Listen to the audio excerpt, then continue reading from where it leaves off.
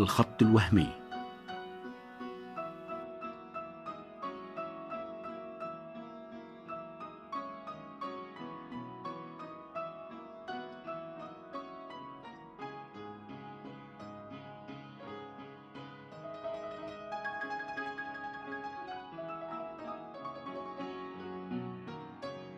يجب معرفة القواعد جيدا حتى نتجنب تخطي الخط الوهمي.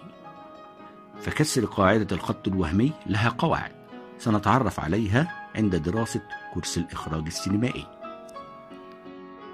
كل الحرص في التعامل مع اتجاه النظرة والاهتمام بالتفاصيل في الكادرات الضيقة من الميديم شوت حتى اكستريم كلوز اب شوت، والتركيز على نظرة العين وركورات الشعر والمكياج. ما زلنا نتابع معكم ما سنقدمه في كورس الإخراج السينمائي.